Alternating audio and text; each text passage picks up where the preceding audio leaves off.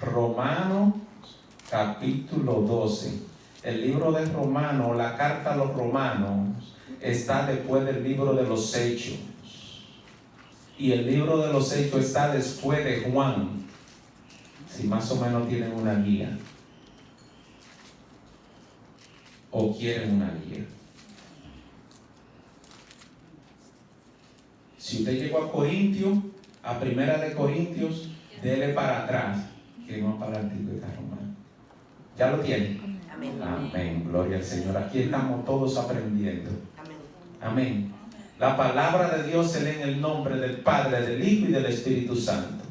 Así pues, hermanos, os ruego por la misericordia de Dios que presentéis vuestro cuerpo en sacrificio vivo, santo, agradable a Dios, que es vuestro culto racional. No os conforméis a este siglo, sino transformaos por medio de la renovación de vuestro entendimiento, para que comprobéis cuál sea la buena voluntad de Dios, agradable y perfecta. La carta a los Romanos, todos los teólogos, cuando digo teólogos, son personas que han dedicado su vida al estudio de la Biblia de una manera más profunda. Todos debiéramos de estudiar la Biblia, de comprar Biblia de estudio, o por lo menos tratar de dar lo mejor de nosotros en escudriñar la palabra de Dios. Pero hay personas que Dios le ha puesto ese llamado específico de estudiar la palabra de Dios, de escudriñarle su idioma original, para traérnosla a nosotros en un lenguaje más sencillo, más comprensible y a nuestro idioma.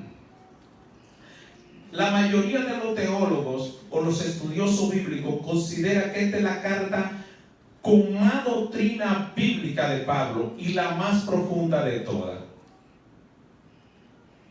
Pablo, ¿por qué Pablo escribió esta carta? ¿Cuál fue el motivo? El motivo era que él quería ir a visitar a Roma, a la comunidad de los cristianos en ese lugar, pero no había podido. Si ustedes chequean en el capítulo 1, Pablo introduciéndose, diciendo que él era apóstol, que era sido llamado por Dios en Cristo Jesús, y le dice que él quería visitarlo. Le está diciendo a los romanos que él quería estar allá, pero que habían aparecido obstáculos que le habían impedido estar allá en Roma. Y le damos gracias a Dios que él no pudo ir cuando quiso, porque al él no poder ir, tuvo que escribir la carta. Aleluya. Todo tiene un propósito para los que aman al Señor. Todo lo que nos pasa no es porque el enemigo ha querido. Todo lo que nos pasa, si nosotros estamos tratando de agradarle a Dios, y aún así nos pasan cosas que nosotros creemos que son negativas para nuestra vida, Dios tiene un propósito con ella cuando la permite. Pues le damos gracias a Dios que Dios había permitido esos obstáculos a Pablo que le habían impedido ir a Roma. Y él escribió esta carta. Le digo que quiero ir a visitarlo, pero no he podido porque he tenido obstáculos y no he podido visitarlo. Pero quiero ir allá. Si usted checa en el capítulo 1, lo escudriña, dice, quiero ir allá para animarle, para enseñarle cosas espirituales, para que nos animemos unos a otros. O sea que Pablo no dice, yo soy apóstol y yo lo voy a enseñar a ustedes, ustedes no tienen nada que enseñarme a mí. ¿Qué error? El peor error de una persona es creer que nunca necesita aprender más del otro. Ahí mismo comienza a ser bruto.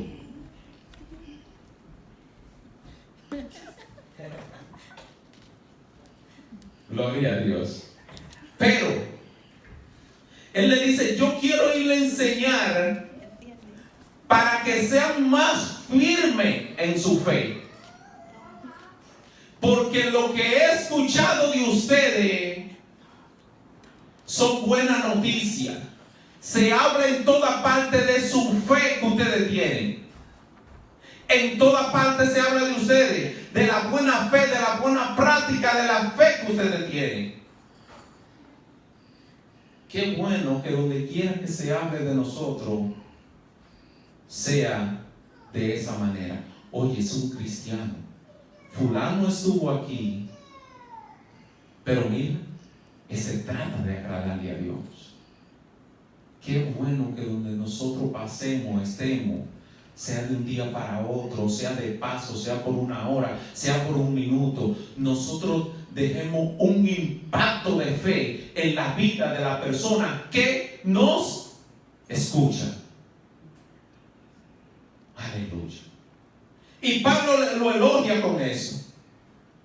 Y si usted sigue leyendo, comienza ahí mismo en el capítulo 1 diciendo, hay muchos que se han apartado de las relaciones naturales para ponerse en las relaciones no naturales, o sea, no entre hombre y mujer, sino en una relación de ofensa contra Dios, en una relación matrimonial, lo que ellos llaman matrimonio de ofensa contra Dios, porque han cambiado la naturaleza natural para aquella que es contra la naturaleza.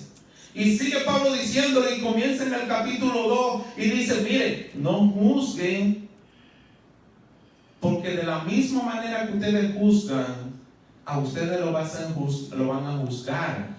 Tengan cuidado de cómo juzgan, porque si ustedes juzgan a otro y ustedes hacen lo mismo, ¿ustedes creen que la justicia de Dios no va a hacer lo mismo con ustedes? Y sigue Pablo diciendo en el capítulo 3, comienza a comparar lo que es la fe y la ley, o sea, los 10 mandamientos, y comienza a hablarle a los romanos. Los romanos, o la iglesia que estaba en Roma, no había sido visitada por ningún apóstol. Es más, no se sabe quién la fundó. Se cree que fue fundada por alguien que estuvo en el día de Pentecostés. Alguien que salió con el fuego de ese día cuando cayó el Espíritu Santo y se fue con ese fuego a Roma del Espíritu Santo y allá llevó el Evangelio. Y se levantó una iglesia para el Señor. No se sabe quién es, pero todos sabemos quién es el autor, que es el Espíritu Santo. Amén. Gloria a Dios. Eso es lo importante. Y Pablo comienza en el capítulo 3 a comparar lo que es la ley con la gracia de Cristo. Y entra en Abraham en el capítulo 4. Y sigue enseñando que por la gracia que somos perdonados, que por el amor de Dios alcanzamos su favor, su misericordia. Ahora, algo que Pablo le aclara en el capítulo 3 al final, si usted nunca lo ha leído, él le dice cuando le está hablando de la ley y la gracia de Cristo, o la fe en Cristo, le dice, ¿acaso quiere decir que yo salvándome por la fe en Cristo o teniendo mi fe en Cristo, esto anula la ley? O sea, los 10 mandamientos. Claro que no. Lo que hace es que lo confirma. ¿Por qué? Porque si yo tengo fe en Cristo, yo no voy a mentir, yo no voy a cometer adulterio, ¿no? Entonces, mi fe en Cristo lo que hace es que confirma los 10 mandamientos. Cuando hablamos en este caso de la ley, estamos hablando de los 10 mandamientos. Y Pablo le está enseñando de cómo es la gracia en Cristo, cómo es que hemos sido salvados. Y le sigue dando esa enseñanza y está hablando de los judíos y que hemos sido incorporados nosotros, porque los judíos en un momento rechazaron a Dios o han rechazado a Dios. Y ahí entramos nosotros. Pero que nos exhorta a nosotros que tengamos cuenta de cómo tratamos a los judíos, que no nos creamos más importante en un lenguaje sencillo, porque nosotros fuimos insertados en el olivo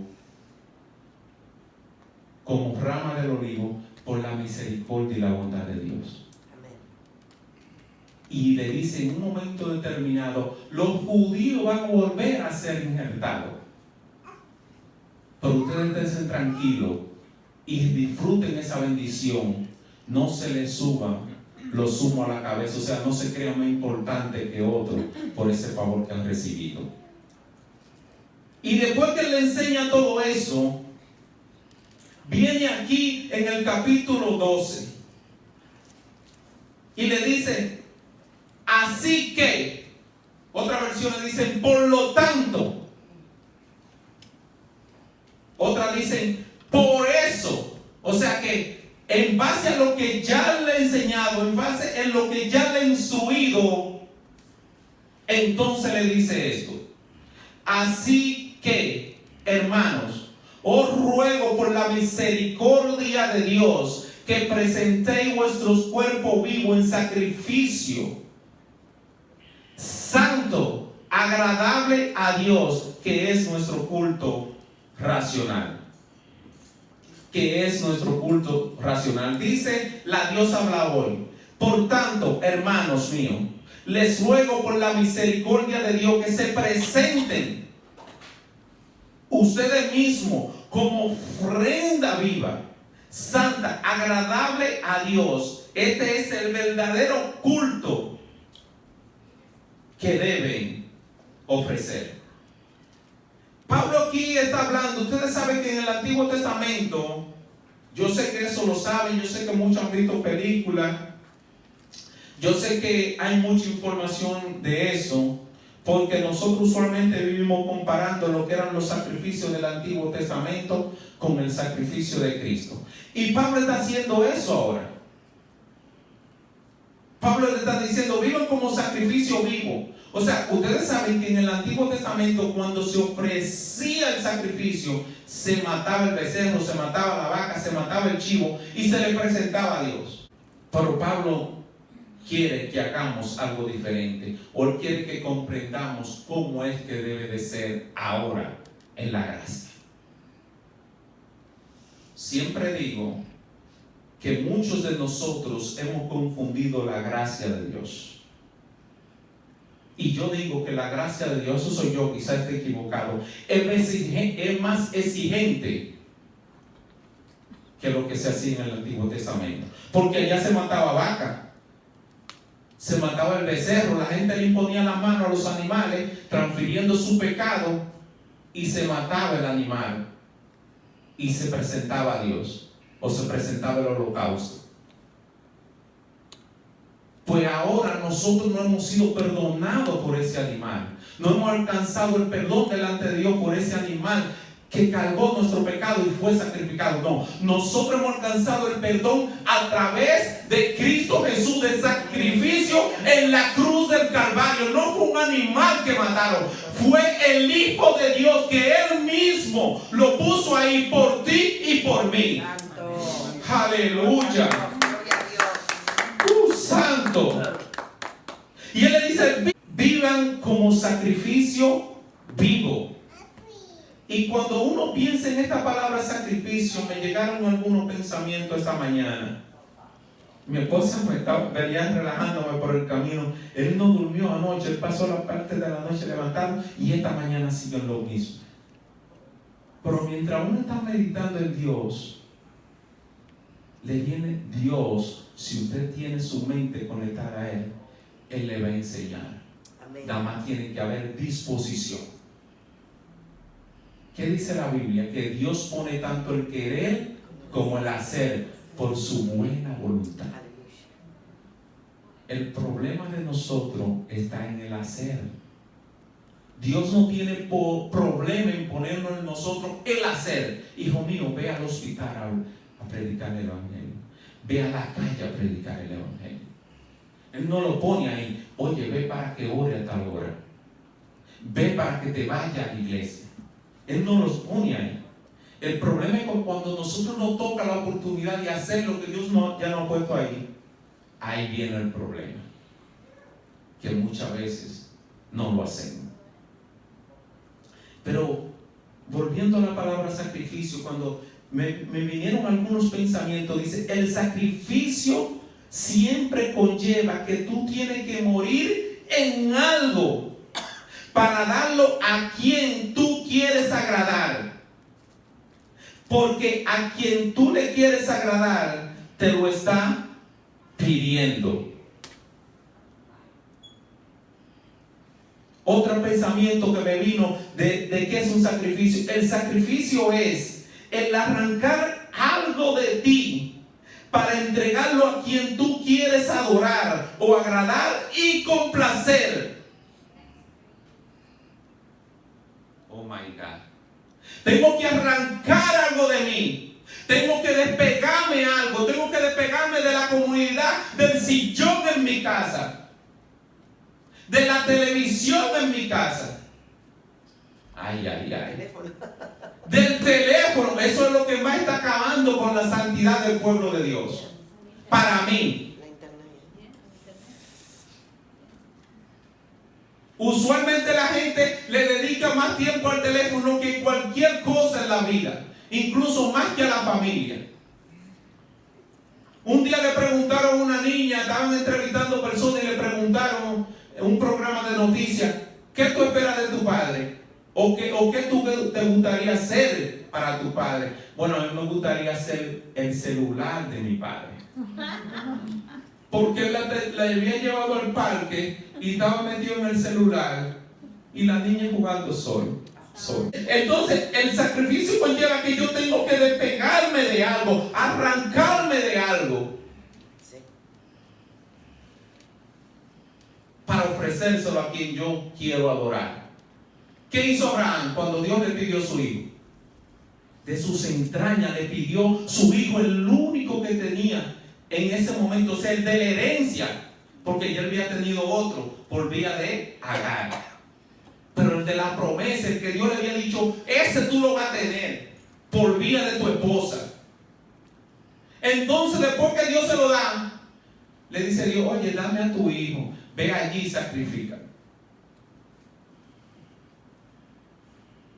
El hombre cogió para allá. Ya él se había desprendido del hijo, porque en su corazón, que le estaba doliendo hacer ese sacrificio, ya él había decidido hacerlo. Y cuando tenía el cuchillo levantado para sacrificarle el hijo a Dios como él se lo había pedido, Dios dijo, tranquilo, no lo haga, yo voy a proveer.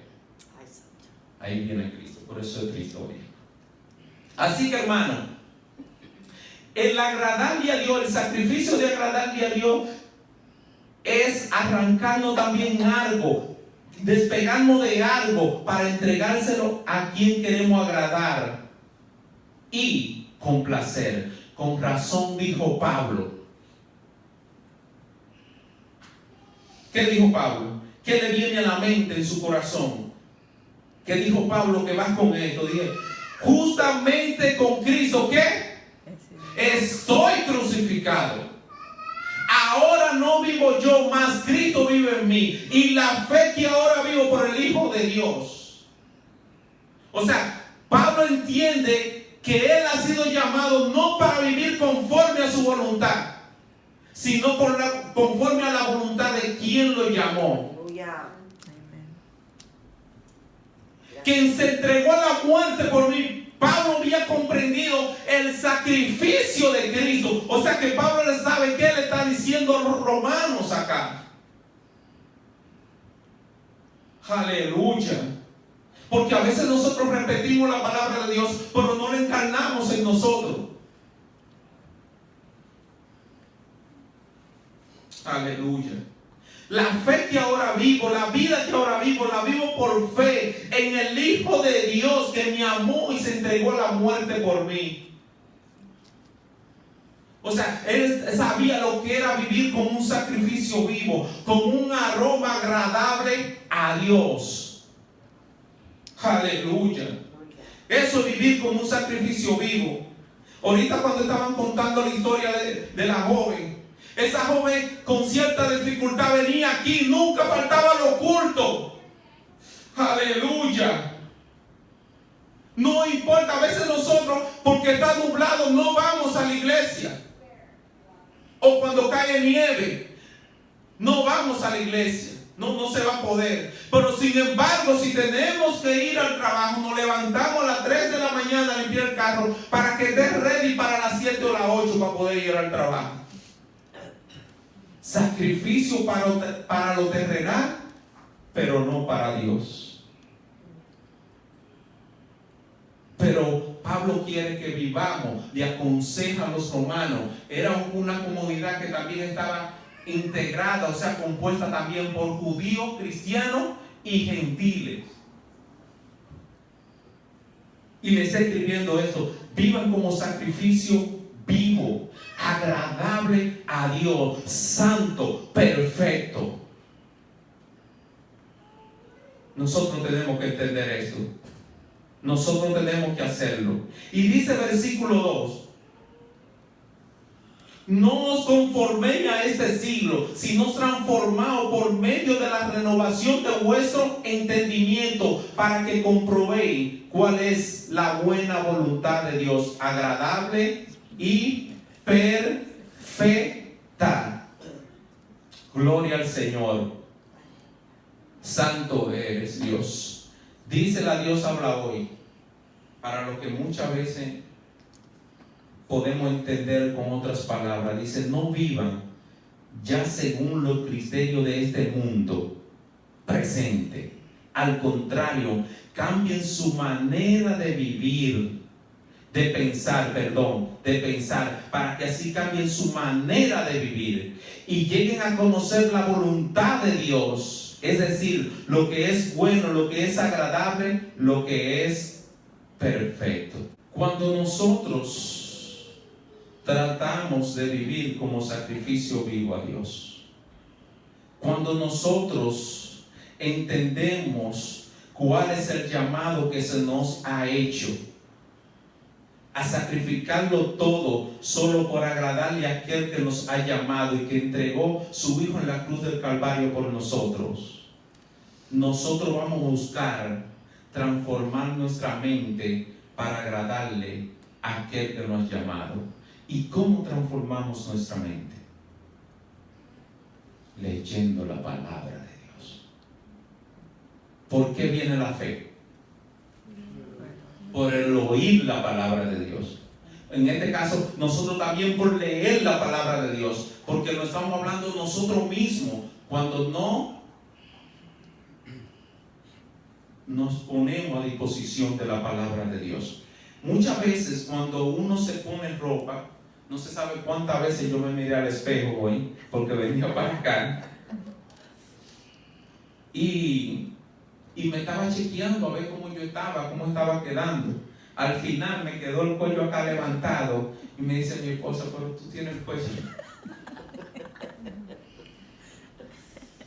Pero me estaba mirando para ver cómo yo estaba quedando, porque venía para la casa de Dios, para un lugar diferente, a representar a mi Padre Celestial, que es nuestro Padre.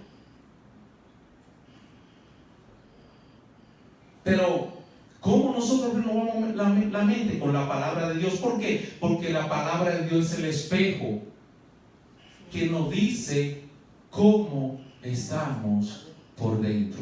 El espejo físico nos dice cómo estamos por fuera. Aleluya. Nos dice cómo estamos por fuera. Incluso le preguntamos a otro: ¿cómo yo me veo? ¿Cómo es? Pero muchas veces no queremos que nos miren por dentro. Y muchas veces por eso nos da brega estudiar la palabra de Dios. Pero si nosotros queremos transformar nuestra mente, si nosotros queremos corregir lo que está malo en nosotros, tenemos que alusarnos en la palabra de Dios, para que la información que tengamos de la palabra de Dios, lo que leemos de la palabra de Dios, en obediencia a Dios, transforme nuestra mente, nuestro pensamiento, y así cambiemos nuestra manera de vivir. Aleluya. Un aplauso a Dios de eso. Santo. Por eso me gusta una oración del salmista que dice: Señor, escudriña mi corazón, examínalo y mira a ver si hay en mí camino de perversidad, camino de perdición. Hay algunas versiones que dicen examínalo, pero hay otras que dicen escudriñalo. La palabra escudriñar es cuando se va a lo profundo, cuando te abre bien la herida y dice, tranquilo. El doctor le dice, tranquilo, tengo que escudriñar bien esa herida que tú tienes, porque no se sabe qué es lo que está produciendo la infección. Y te abre así, te abre, doctor, pero no es que tengo que saber dónde se está produciendo esa infección, qué es lo que le está produciendo. El salmista le está diciendo a Dios, escudriña mi corazón, mira a ver si hay en mí camino de perversidad, revísame, yo no confío en mí para revisarme. Es muy bueno cuando yo digo, yo tengo que cambiar esto, y muchas veces tenemos razón, pero hay cosas que nos gustan tanto que no las queremos dejar, la acomodamos a la palabra de Dios, o la palabra de Dios la acomodamos al defecto que nosotros tenemos, que Dios quiere que dejemos, pero nosotros no lo queremos dejar. Pero si nosotros estudiamos la palabra de Dios, la escudriñamos, ella nos va a decir cómo estamos por dentro. Tú y yo queremos saber cómo estamos por dentro. Estudiemos la palabra de Dios, porque eso va a renovar nuestra mente, nos va a transformar, y eso va a cambiar nuestra manera de vivir. Dice, no conforméis a este siglo. O sea, no se adapten, no se acostumbren, no vivan como la gente que no me conoce. Nosotros tenemos que tener en cuenta cuántas personas alrededor nuestro, cuántas personas haciéndose llamar cristiano, usted lo ve que ya no se diferencian del mundo. Y se dice, pero el cielo como que está volviendo para atrás, o la sierva. Pero Dios nos aconseja a través de Pablo que no nos conformemos a este mundo, o sea, a esta era, que no actuemos igual, no pensemos igual. Y más que nunca, los pensamientos de Dios que deben de haber en nosotros están siendo desafiados por las tinieblas. Ante lo malo se le está llamando bueno. Y nos quieren forzar a lo que lo malo le estamos llamando malo, a que nosotros lo aceptemos como bueno. Si tú no lo aceptas, tú eres un odioso. Tú eres un hater.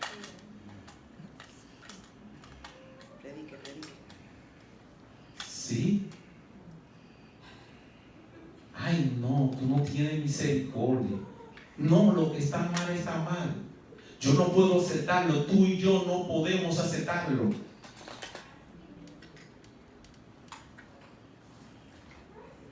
¿Cuántas personas yendo a la cárcel por la palabra de Dios? Porque lo obedecen y le llaman pecado a lo que es pecado. Juan el Bautista, por llamar lo que es pecado a lo que Dios llama pecado, le arrancaron la cabeza. Tú y yo que tenemos que estar dispuestos a perder cualquier cosa por agradarle a Dios. No importa. Por eso dice la palabra, Dios anda buscando adoradores en espíritu y verdad. Cuando usted chequea estos dos versículos, lo que le da la conclusión es esto: de que Dios anda buscando adoradores en espíritu y verdad. Y Pablo aquí le está diciendo eso a los romanos. Se lo está diciendo, oigan, sean sacrificio vivo, agradable, perfecto a Dios. Cambien su manera de pensar para que así cambien su manera de vivir. Oye, Pablo le está diciendo, sean verdaderos adoradores, porque eso es lo que Dios anda buscando. En espíritu y verdad. O sea, que no negocien las cosas espirituales, no negocien los principios de Dios, que se mantengan en ellos, cueste lo que cueste, no importa.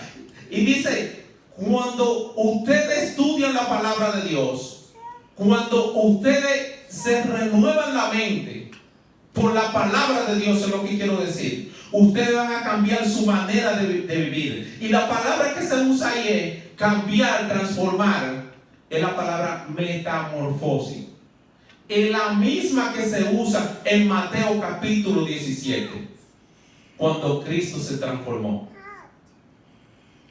Es una expresión eterna. Es que lo que yo tengo por dentro, yo tengo que hacerlo, verlo por fuera. O sea que tú y yo no podemos ser cristianos de la secreta. Por eso donde quiera que estamos, tenemos que ser sacrificio vivo, agradable, perfecto a Dios. Y ahí es que viene que ahorita cuando la pastora Mónica dijo, yo mi casa la declaré altar de Dios. Al tú y yo ser un sacrificio vivo para Dios, nos convertimos en un altar para Dios. Ante todo lo que yo quiera que se haga aquí en el servicio, sea con excelencia para Dios, yo tengo que implementarlo a mi vida. Aleluya. Por eso dice también ahí, para que sea un culto racional. O sea que al yo estudiar la palabra de Dios, por lógica, por razonamiento, yo tengo que reflejar eso. No un culto que solamente en la iglesia, sino el culto tengo que yo andar con Él, exhibiéndolo como verdadero adorador, como sacrificio vivo, agradable a Dios.